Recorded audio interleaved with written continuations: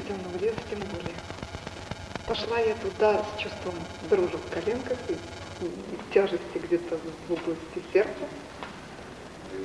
Долго не могла найти место, где я приготовила хворост. Все-таки нашла с трудом. Долго не могла зажечь костер, не получалось. Осталась только единственная последняя спичка, и у меня все-таки зажег. Когда разгорелся костер, я села на приготовленное мной место, заранее приготовленное место, и почувствовала, что мне там дискомфортно. Перешла на другое, прилегла и стала наблюдать за костром фрагмент. Смотрела, и вдруг почувствовала, что кто-то присутствует, кроме меня, у костра еще кто-то. Причем на том месте, где я сидела раньше. Я закрыла глаза и тут же увидела мужчину в белом, старца в белом, с седыми волосами. Я немножко напугалась, и подумала даже, если я открою глаза и увижу это все своими глазами, то есть реально я тут же потеряю сознание. Поэтому я не открыла глаза и спросила, кто ты? Он сказал, я Серафим Саровский. Я твой, как сказать, союзник. Тогда я попросила у него подарок. И он мне дает икону Божьей Матери. Я ее взяла. Потом я спросила его, а есть ли у меня союзники в реальной жизни? Он сказал, да, есть, и назвал лику. Я спросила, а Андрей Николаевич? Андрей Николаевич можно доверять, так было сказано.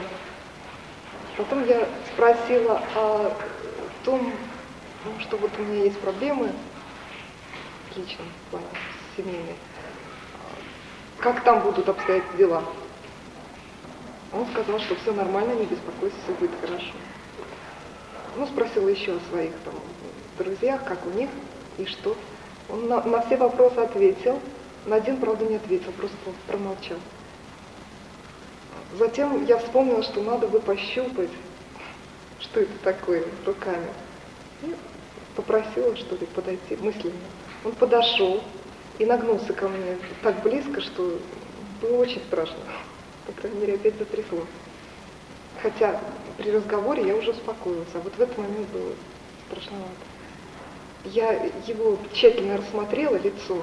Оно отличается от изображения его на иконе. Есть там отличия, там брови немножко другие, цвет лица был очень бледный. Вот. И потом я потрогала его руку. Сначала ткань одеяния, в котором он был одет, это было что-то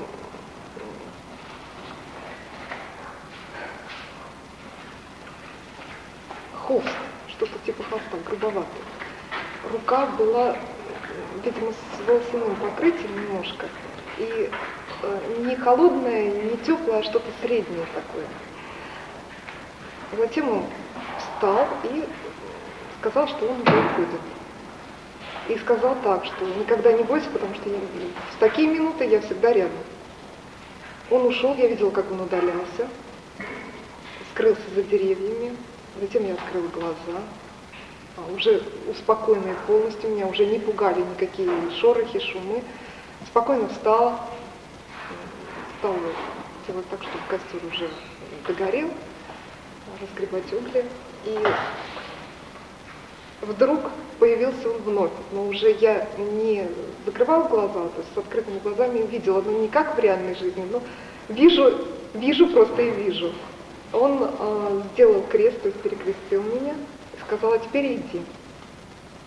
И я пошла, тут же вышла, не блуждая, из леса. Потом, когда у меня были затруднения, я не помнила, в каком месте свернуть с дороги.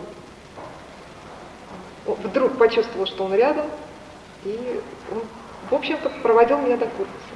Вот это. И здорово это.